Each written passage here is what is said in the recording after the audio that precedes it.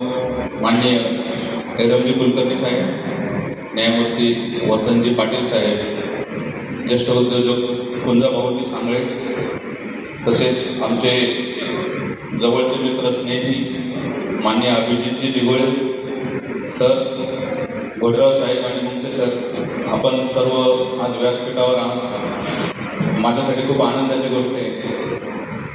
आज खऱ्या अर्थाने माझ्या वडिलांना आपण म्हणतो आत्म्याला शांती जी मिळते ती खऱ्या अर्थाने मिळाली असेल, कारण की त्यांनी कधी कल्पना केली नसेल की एवढे मान्यवर आज त्यांच्या पुस्तक प्रकाशनासाठी इथे उपस्थित असतील.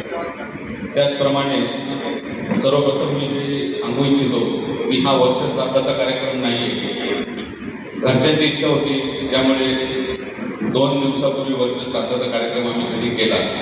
हा फक्त पुस्तक प्रकाशनाचा सोहळा आहे, कारण की आमचे वडील जे होते ते श्राद्ध 10वे 13वे ते कधीच मानत, त्यांचा विरोध नव्हता, ते स्वतः मानत नव्हते, ते नास्तिक नव्हते, ते देवाला नमस्कार करायचे, पण ते अंधश्रद्धाळू नक्कीच नव्हते. त्याच्यामुळे त्यांनी सांगितलं होतं की दादा, मी जेव्हा जाईल माझ्याशी पर्सनली बोलले होते, तू तुझे केस काढू नकोस. मला नाईलाज असतो, काढावे लागले, थोडेसे ठेवले होते, तरी मला खूप जणांनी विचारलं की तू केस का नाही काढले, पण मला माझ्या वडिलांच्या प्रेमापोटी मी त्यांचा शब्द पाळला होता. मी इथे जे उपस्थित मान्यवर आहेत, मित्र आहेत, आप्तेष्ट आहेत, माझे जवळचे मित्र आहेत. ॲक्च्युली आम्हाला अपेक्षित होतं की 10:30ला कार्यक्रम शार्प चालू होईल, पण आमचे जे केटर आहेत चंदूजी मित्र, ते मला बोलले की सिन्नरचे लोक उठतातच 10 वाजता.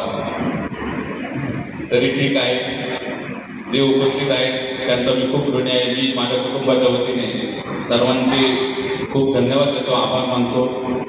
मी माझे मोठे बंधू महेंद्र कानडी, माझ्या 2 बहिणी अलका, तृप्ती, माझी पत्नी सुचिता, माझ्या मोठ्या बहिणी सुनीता वहिनी, त्याचप्रमाणे माझे मोठे 2 भाचे अमित, अनुजा, माझे लहान भाचे वेदांत, विशाखा, माझी मुलगी काया, माझा पुतण्या शंतनू, आणि नवीनच आमच्या कुटुंबात सहभागी झालेल्या आमची सुनबाई साक्षी.